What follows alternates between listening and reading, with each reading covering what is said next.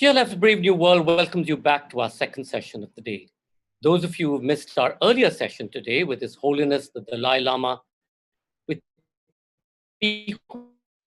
sessions with Paul Muldoon and so many others, you can catch them on our Facebook page, JLF Litfest, or on our YouTube channel, Jaipur Litfest JLF. Our official radio partner is Red FM, Bajate Raho. Our next session for the day is Lessons from History. Award-winning economic historian Niall Ferguson and MayaJasanoff delve into the history of pandemics and share their perspectives on one of the most pressing questions of our time. Niall Ferguson is the Milbank Family Senior Fellow at the Hoover Institution, Stanford University, and a Senior Faculty Fellow of the Belfer Center for Science and International Affairs at Harvard. He's also the author of 15 books, including The Pity of War, The House of Rothschild, Empire, Civilization, and Kissinger, 1923 to 1968, The Idealist, which won the Council on Foreign Relations Arthur Ross Prize.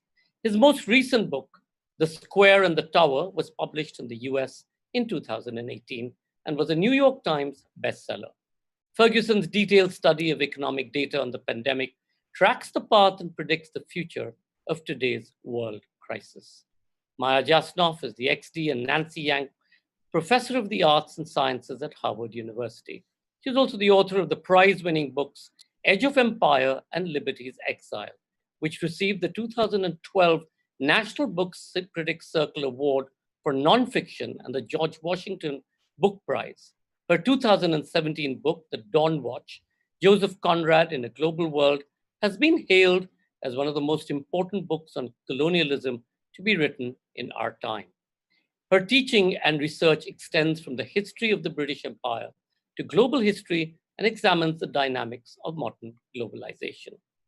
Please do remember to comment and ask questions by typing it in the comment section below.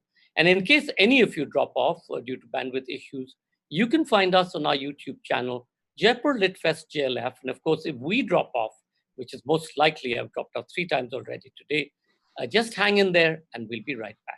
Ladies and gentlemen, Lessons from History. Niall Ferguson and MayaJasanoff in conversation. Thank you, Sanjoy, and lovely to see you, Niall, on my screen, and welcome to all of you who are joining us on the different live feeds. So as you can probably tell by this side-by-side shot, Niall and I are rather different characters. I am here in my book-lined study in Cambridge, Massachusetts, with a Ganesh perched on the shelf behind me, and for that matter, a copy of the Indian Constitution alongside my Hindi textbooks. And Niall is joining us from Montana with crossed swords on the wall, and he informs me a gun in the corner. And the two of us have played on our manifest differences to productive effect some years ago when Niall was also at Harvard, and we co-taught a course together in which we tried to share some lessons from history with our students. So it's in that spirit that we're rejoining today. Now, Niall, over recent years, has been extremely involved as the founder and head of a strategic and financial advisory firm called Greenmantle. And I think it's in that role, as well as that of course, a practicing historian, that you, Niall, have devoted what looks at least like a huge amount of time over recent months to tracking the spread of the pandemic, the public health responses, the financial responses, the political responses, and much more. And I wonder if you could give us a bit of a flavor of your 750 slide deck at last count, and share with us some of your basic insights to date about this pandemic. Well, thanks, Maya, and it's great to see you, even if we are geographically far apart. And it's also a delight to see the Jaipur Literary Festival team, Sanjoy, and all my old friends there. It's been too long since I've been at the festival, but this is a great opportunity to reconnect. Maya, as an historian, I think I've had several brushes with pandemics. It's hard to avoid them if you are a student of pretty much anything from ancient Rome through to 19th century European cities. I seem to remember we even taught one of our classes on an infectious disease problem, unless amnesia is kicking in. So it's something that you and I have thought about and studied. I wrote about the pandemic of influenza in 1918-19 in my book, The Pity of War, as one of the reasons that the German army collapsed in the middle of 1918. So when I heard that there was a new and mysterious pneumonia or virus in Wuhan in the first week of January, a little alarm bell went off in my head. I happened to be traveling in Asia then. I was in Taipei, Singapore, and Hong Kong, and I was hearing more and more chat about what was happening there, and it was making me more and more worried. I then flew to the World Economic Forum at Davos and was stunned to find that nobody wanted to talk about the rapidly approaching pandemic. They just wanted to talk about the usual climate change. Greta Thunberg was there. People wanted to touch the hem of her garment. And I began rather indignantly compiling research as it was coming in on what was happening in Wuhan. It wasn't actually work for Greenmantle. It was really pure self-education as I tried to keep track of what I began to realize was going to be a catastrophe. And I wrote then a weekly column for the Sunday Times and Boston Globe. And I think my first article on the subject came out around about that time, so mid-January. It's hard to believe, but even a month later in mid-February when I was in Washington, people in the administration were still in complete denial about the probability that the United States would be very hard hit. And I had some rather fraught conversations with people then, trying to persuade them to take the risk seriously. I think the key idea of the deck, which has grown every week by multiple slides, is that one has to understand a pandemic not only in terms of the nature of the pathogen itself, and of course we've learnt a lot about SARS-CoV-2 in the last 5 months, but also in terms of the social networks that it attacks. This was a theme of my book, The Square and the Tower, that you have to understand the social network as well as the thing going viral, the virus, in order to understand any contagion. And most of the mistakes in policy that there have been, and there have been many, have really come out of not understanding that and not understanding the peculiar way in which social networks transmit a new pathogen. And also because networks vary from country to country and from place to place, that helps explain why some countries have been much harder hit than others. So that's the central theme. I'll add one final point. Simultaneously with the pandemic of COVID-19, there has been another kind of pandemic, a pandemic of misinformation and disinformation about the pandemic online. And in some ways, the online viruses, the conspiracy theories, for example, are even more contagious than the virus itself and are adding to the confusion and I think to the errors of judgment that people are making. Well, there's so many themes to pick out from that, but I think the one that strikes me the most as you're talking is the question of authority and elites.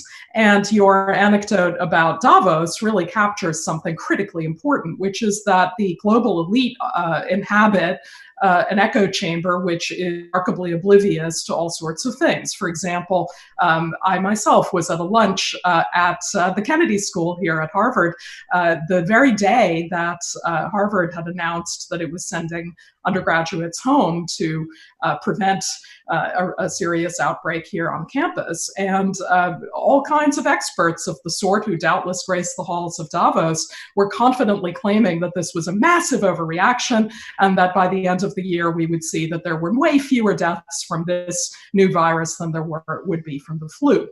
And from this I take a couple of points. One is that we should never trust policymakers who spend more time talking to each other than they do to real people. And the second point is that real people have every reason, therefore, to mistrust the policymakers, and that this is exactly what fosters the spread of misinformation.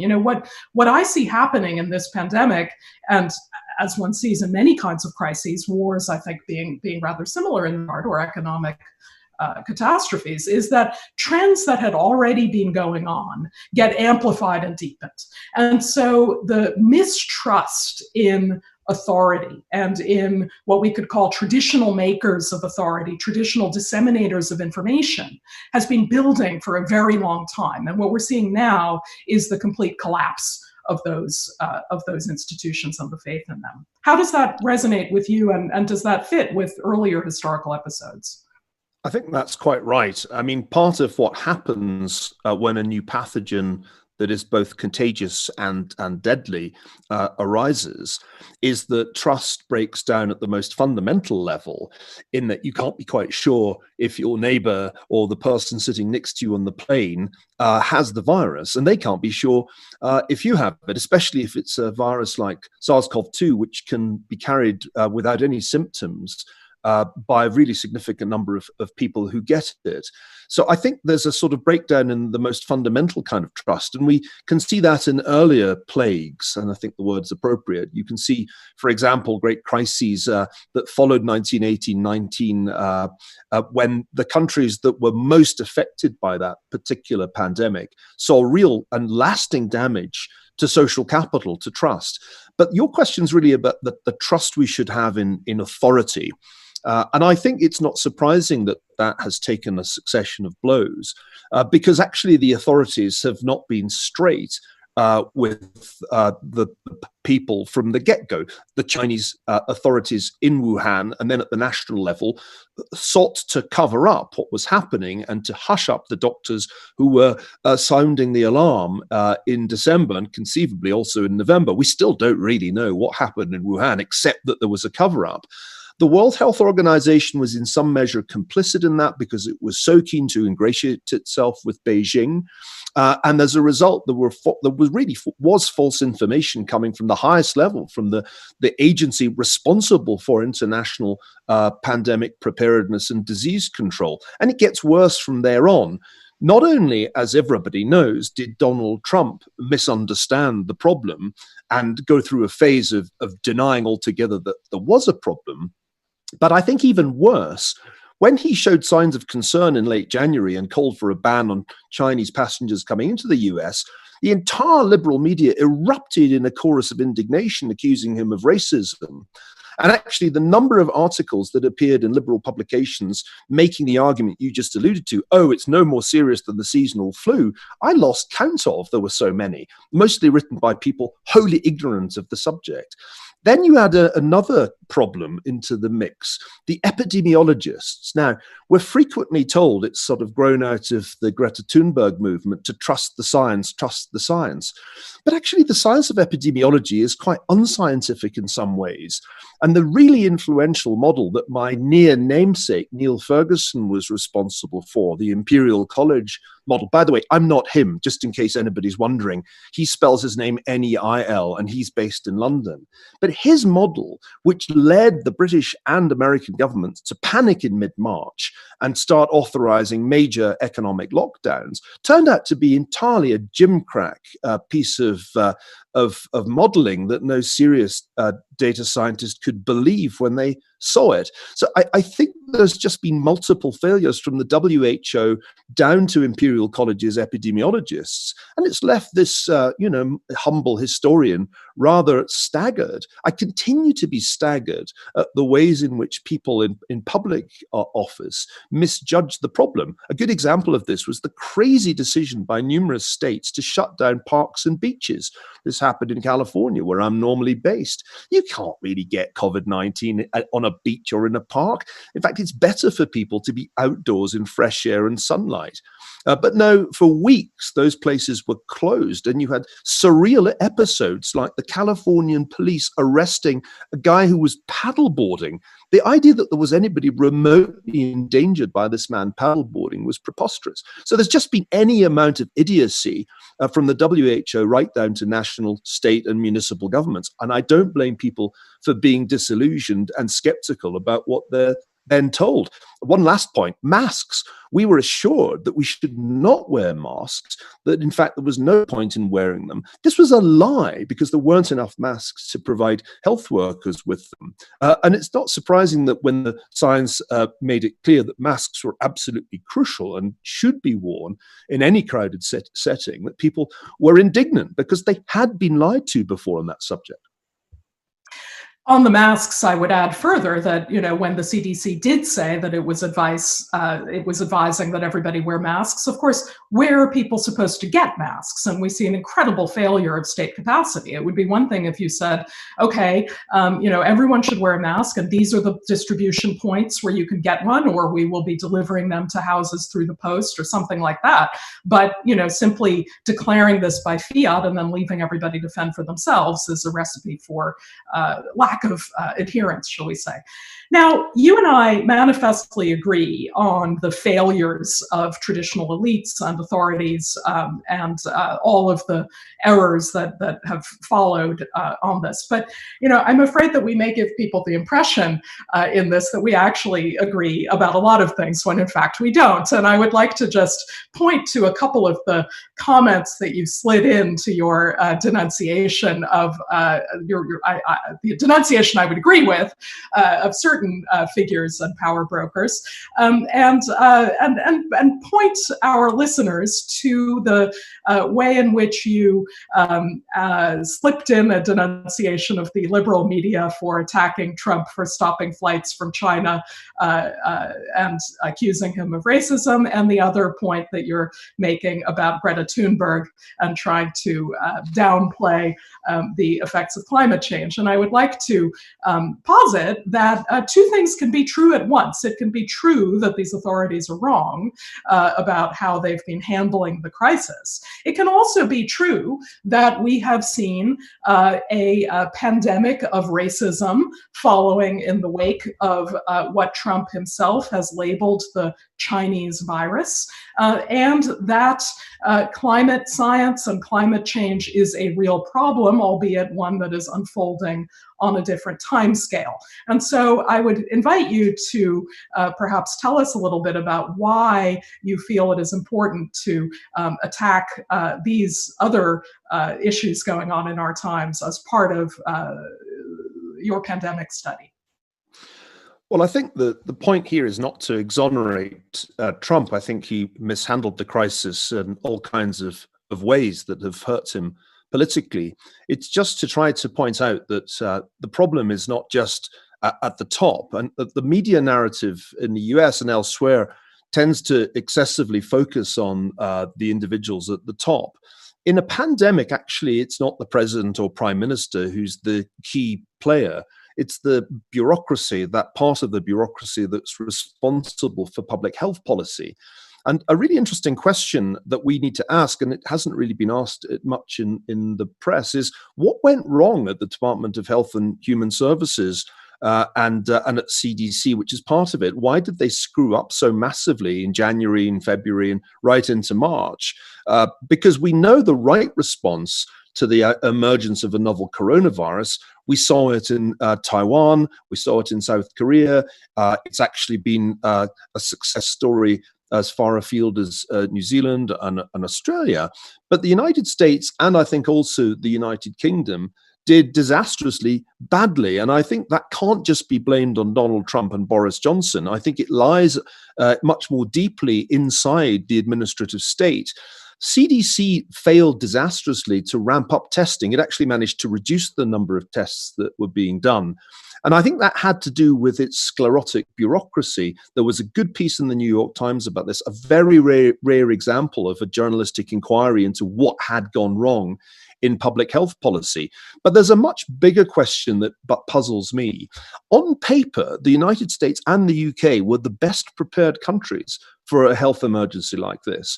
There were multiple plans, a 36-page document from 2018 in the case of the US, just one of multiple plans produced by DHHS and other agencies. And so on paper, we were ready. In practice, it was a total fail. And I don't think that can be blamed entirely on Trump. In fact, I think it's clear that the people at the top in both the US and the UK were being given very confusing advice by the people whose job it was. Remember, there is an assistant secretary for preparedness at DHHS. His name is Cadleck. You never hear about this guy. He's barely featured in press coverage, but it was his job. And I think that what irritates me is the sense that the media have forgotten that they got this wrong back in January, more or less across the board. Very, very few writers in late January were with me that this was a real disaster and we needed to be taking very early action. They've forgotten all that and turned it into a story about Trump.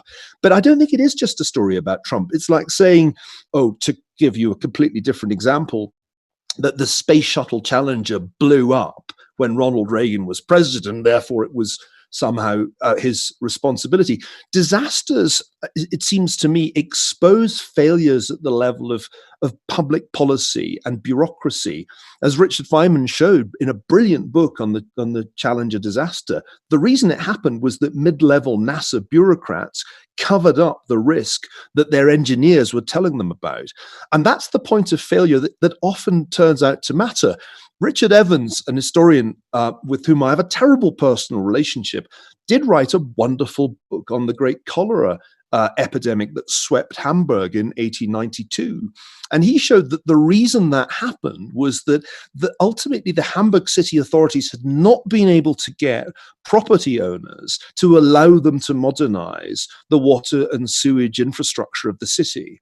And that's the kind of point of failure that I think we as historians should be looking for today, because it's just the kind of thing that we've seen in previous health disasters and indeed other kinds of disaster. You'll find no dispute from me on those points. I think what I'm interested in as a historian, as you know, are social and cultural ramifications of matters such as the ones you've just laid out, and also social and cultural forces that may go into the creation of such failures. I think one of the really important points that we need to remember about any epidemic, pandemic, disease in the past is the tendency to deepen divides of us and them, and to label certain populations as intrinsically diseased or disease carriers. And I think it is, it's going to be interesting for historians to look at the ways in which, first of all, anti-Asian racist patterns have been activated by this pandemic in ways that were already, frankly, sort of keyed up by trade wars and the rest of it prior to the pandemic. And then I also think that there's a lot to be looked at about the calls for racial justice, which I support, and you probably have a different take on, and the incidence of this in light of the pandemic. So I think we see a couple of different interesting cause-effect loops going on in the intersection here between ethnicity and race and the pandemic. Your thoughts? Yeah. I mean, I think future historians will scratch their heads and ask why it was in the middle of a pandemic, because this ain't over, and it's certainly not over in the United States. Americans decided to have a bitter dispute about police violence towards African Americans. A real issue, no question, but it's a strange time to have that argument, and it's especially strange at the time of a new contagion to have people gathering in very large crowds in city centres. This all seems strange, but to a historian it's not so strange, because, as you said, a plague will exacerbate existing social cleavages. It's not so surprising that in the 1340s, for example, in Europe, in the midst of the Black Death, there was a succession of brutal pogroms directed against Jewish communities in German and other European cities. So I think what we see here is a quite familiar pattern where the plague leads to social disintegration, and particularly to attacks on minority groups. It can take other forms too. In the time of cholera in the 19th century, there were often riots when the authorities tried to implement measures designed to reduce the spread of the disease. And so you would have pitched battles between slum dwellers and public officials. This is also a pattern that you and I have both encountered in our work on the British Empire and indeed the French Empire. Empires always seem to end up owning real estate with significant numbers of contagious pathogens. Just try West Africa if you're looking for a place where contagious disease is rife. And so these clashes that were a feature of the age of empire were often clashes between white European bureaucrats and African native populations. So I think this is probably the way to think about the recent upheaval in the United States, that an old and simmering grievance about the way that the police interact with African Americans boiled over after weeks and weeks in which people were cooped up in their apartments without employment. Something was going to blow up. And actually, going back to an earlier point you made, it's interesting that has been the story much more than anti-Asian or anti-Chinese behavior, because I don't actually think that has been a particularly significant feature of life in the United States, despite anxieties that were expressed in the media back in January and February. The big story has been Black Lives Matter. Now, as somebody who's married to an African woman with 2 boys of mixed race, I take this issue very, very seriously indeed. And there is ample evidence that, for example, the police are much more likely to use physical force when they're dealing with African-American suspects. That this is clear. What's not true is the claim that they disproportionately use lethal violence against African-Americans. That's not right. And it's problematic because it's the central claim of Black Lives Matter. And it's just not compatible with the data which show that the police are just as likely, perhaps even slightly more likely, to use lethal force against white suspects. Don't take it from me. I mean, take it from African-American scholars like Roland Fryer and Coleman Hughes who've shown this. At any event, I think the really important point here is that Black Lives Matter has erupted as a kind of huge distraction from the central problem the United States faces, which is COVID-19. There is a second wave of infection and illness now in a majority of states, including some very important states like Texas, for example, and Arizona. And when I look at the American South and the American West, including California, I see a country that has not successfully contained this pandemic and which is on course to have probably another 100,000 deaths between now and the end of the year, leaving out of account the possibility of another wave when schools go back in the late summer. And that's really, to me, the big issue right now that we should focus on. Ultimately, there is going to be a time to discuss ways in which to reform the police, though defunding them doesn't seem like the obvious way. But right now, the United States has a very clear and present problem, which is a pandemic. And to have conversations about police violence in the midst of a pandemic, that does seem to me a little bit like a huge collective aberration, a kind of distraction, which, by the way, probably benefits Donald Trump politically. So from the point of view of the left, it looks to me like a grave error. He was much more vulnerable to the critique that he'd screwed up the pandemic than to this critique, which I think takes him back to the familiar territory of the culture war, where he's a pretty experienced combatant. And the left tends to underestimate the extent to which appeals to law and order can still mobilize a significant proportion of independent as well as Republican voters. I agree completely that that Trump is on stronger terrain when it comes to a culture war, and that the pandemic has not been contained in the United States. These are indisputable points. I think, however, what was entirely missing from your discussion just now is something of which, of course, you are completely aware, namely that the virus has proved more fatal in minority communities, underprivileged minority communities in the United States, as it has in the UK. The correlation of poverty with heightened exposure and mortality from disease is a correlation that we can trace, of course, historically. In the 19th century, for example, it was a common policymakers' diagnosis that the poor were more prone to disease because of who they were and because of their habits, and therefore we needed to fix their habits and improve them so that they wouldn't get disease. I think it is important that we not fall into the same kind of blaming the victim rhetoric now, and rather than see Black Lives Matter as a distraction, I would posit that what it is the expression of the extremely long-standing,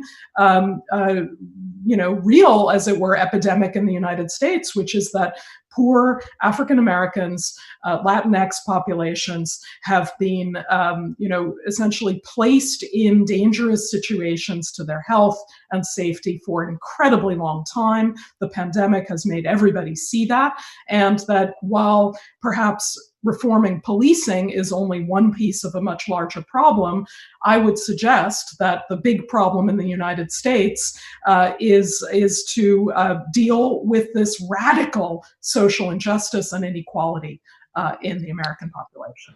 Well, one of the advantages, Maya, of having a deck of nearly 800 slides that I update every week is that I was very quick indeed to notice that there was a disproportionate impact of COVID-19 on minority populations.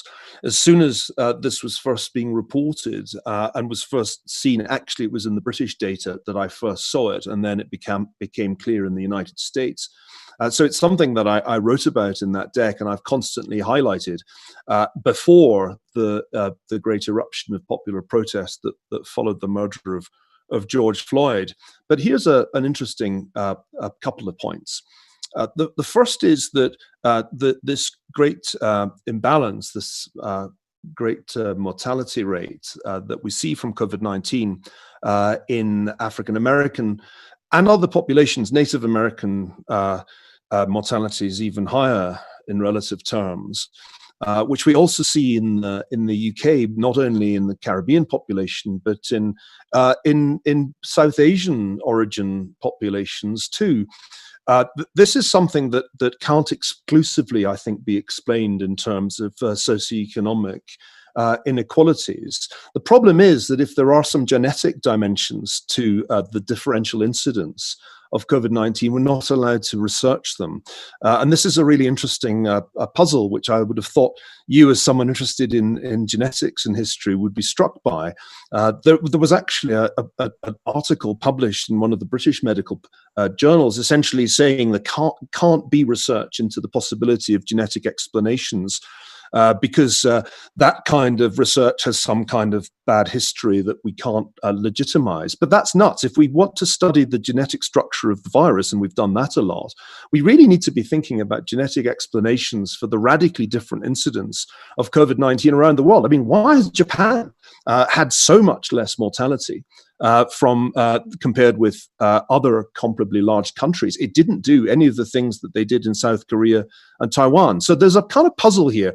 And I don't like when things are off limits to researchers for what seems to me to be ideological reasons. Science needs to know if there are genetic reasons why some populations are more vulnerable than others. And we can't just say ex ante. It can only be explained in terms of inequality of socioeconomic variables. Second point, of course, there's going to be an argument this year that the COVID-19 has revealed great health inequalities and the need for universal healthcare in the United States. That argument's already being made. But here's a little problem. The United Kingdom has universal healthcare. It has a basically socialist system called the National Health Service. And yet we see exactly the same pattern of increased mortality amongst minority groups. Go figure. A couple of quick reactions to your points, and then we should turn to some of the audience questions which are coming in. On the second point, of course, the NHS has been gutted of funding, as you know well, and also the argument is not that universal health care will mean that everybody is well all the time. The point about the differential mortality in the UK is exemplary of exactly the same problem in the United States, namely that minority communities are radically underserved by the very mechanisms of the state that ought to be helping people out. And why are they underserved? Because defunding, racism, bureaucratic failures, etc. On the first point about genetic issues, I would, having spent, in fact, this past semester studying genetics, I would come back at you with the quick and easy observation that looking for genetic patterns in differential ethnic mortality is opening us up to a possible false correlation. And what you want to do is start your experiment without such expectations already baked in. The possibility that certain people are more prone to dying of COVID is clear. The possibility that there are correlations to be drawn between other kinds of attributes such as diabetes and COVID mortality is also clear. Where that fits genetically is both unclear and arguably not necessarily the most important thing to be studying, in exactly the same way that it is clear that there is racial injustice in the United States, but reforming police departments is only a piece of the problem. The correlation that you are pointing to between genetic risk and ethnic origins is something that would need to be that you're positing as a sort of given, when indeed it's quite questionable. That said, no, I'm not positing it, Maya. I'm just saying that if we don't research it, we'll never find out. Well, certainly studying comorbidities and the reasons for that, I think, would be incredibly important. Yes, whether genetics is the place to look as opposed to various other kinds of health concerns, we can leave to the geneticists to sort out. I would simply say that for all the hoopla about genetic medicine, for now, we continue to be living in a world in which the vast majority of health complaints are both diagnosed and resolved without needing to get into that side of, without that being a helpful approach. So there's a great question from Sachdave here in the chat, and that is essentially, is this pandemic dividing the world? Nations seem at loggerheads with each other. No one is learning from each other, while civic society is flattened, deciding between lives and livelihoods. And I think what this question is really asking us is, where does globalization versus nationalism fit in this pandemic? It's a great question. Globalization's vulnerable to contagion. That's just inherent in the project of integrating markets for labor as well as for capital and goods and technology. And so what we've done over the last 20 or 30 years is to build the most efficient mechanism for transmitting a pathogen there's ever been. International networks of air travel are an absolutely unprecedented mechanism for transmitting a virus very rapidly all around the world. And that's what happened. And not surprisingly, under those circumstances, the first response of even liberal European states was to make their national frontiers meaningful again, so that they could actually control the inflows of passengers and start checking to see if they were infected. So in some ways, COVID-19 is a kind of perfect illustration of the critique of globalization. It doesn't hurt from that point of view that it originated in China, and that China's actions have not exactly been above reproach. So the critique of globalism, which was that it benefited China more than it benefited the US, I think gets reinforced by what's happened. A couple of points. First, Cold War II between the United States and China had already begun, even if slightly hot war between India and China hadn't.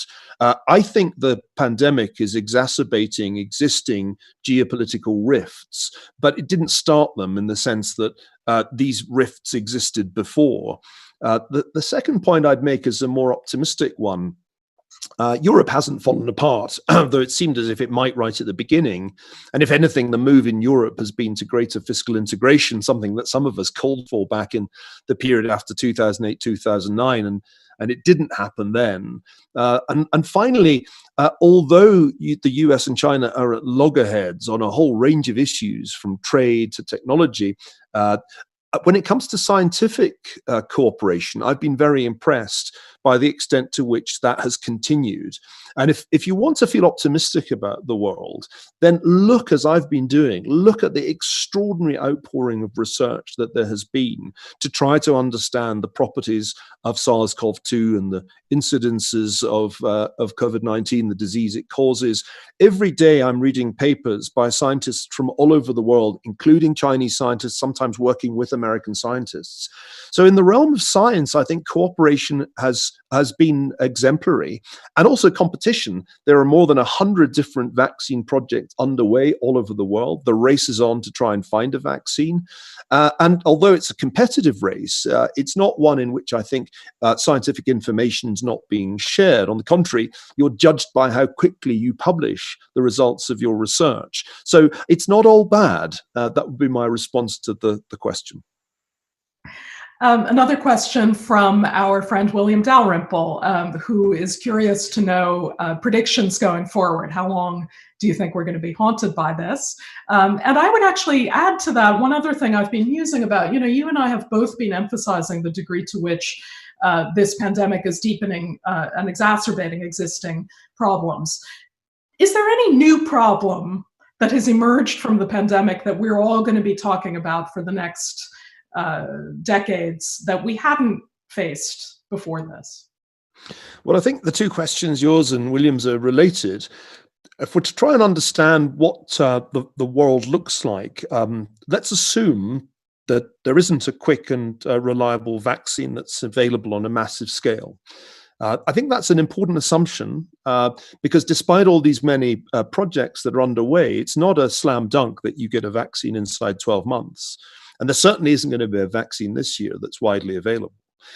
I think a good analogy is with HIV/AIDS. Once it was clear that HIV was transmitted mainly sexually, you might have expected a radical change in behavior. There was some change, but people continued to have unsafe sex. And HIV/AIDS went on to kill perhaps 30 million people around the world. Well, I think SARS-CoV-2, COVID-19 together poses the same threat to social life that HIV/AIDS posed to sexual life. And we will, the longer this disease is around, and it's certainly going to be around in the US for the rest of this year, we will be changing our social behavior. But if the experience of HIV/AIDS is anything to go by, we won't change it enough to defeat the disease. In fact, my expectation is that there will be significant excess mortality in the US in the second half as well as in the first half of this year.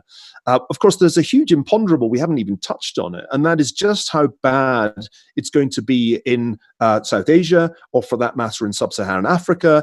We already know it's a disaster in Latin America. South America looks like it's going to be an even bigger mess than North America, but it's still quite early days. Suffice to say that every week I track the numbers for India and for Pakistan, and the trend is not your friend in terms of infections and in terms of mortality. So I think the world is going to be dealing with the virus for many, many months to come.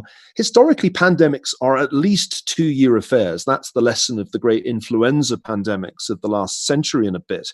And what's fascinating to me is that from very early on, the epidemiologists forgot history and told a story about one curve that you had to flatten. And I said from the outset, this is nuts, because all the great pandemics come in multiple waves. 1918-19 saw 3 distinct waves. 1957-58 saw 2 and maybe 2.5. So I think, William, we're going to be confronting second waves. Well, we already are confronting second waves in the United States. And there is one big wave that still is far from cresting, I'm afraid to say, in South Asia. As for the new problems, it seems to me that we've accelerated the virtualization of our life. This conference is happening via a technology that really didn't work reliably only a few years ago. But this is transforming the way a very significant proportion of us can work. I can do my job from home. Even if my home's in the middle of bloody nowhere in Montana, I can do it actually in some ways better than when people expected me to fly around the world on long-haul flights every week to conferences. And I think this is the new problem, that we actually can do an awful lot virtually. My 8-year-old son took to distance learning, to my amazement, like a duck to water, and reported that he was finding that he was learning more and faster in this new situation without the distractions of the classroom. Now, this is in some ways great, but it also propels us much faster forward than we'd expected into the world of the matrix, a world in which really half our lives, maybe more than half, takes place in the virtual world, not in the real physical world. And I think that will turn out to have all kinds of shadow sides that we Zoomers, we compulsive Zoomers, have yet fully to appreciate. I would add to the point about the analogy to HIV as the future that we're going to have is going to be one in which access to the vaccines is going to be a make or break difference between societies. It's very different if you get HIV in New York City from if you get it in South Africa. Anyway, thank you, Niall, for those reflections. Our time is up, and I believe Sanjoy has a few words to say about further JLF programming. Thanks, Maya.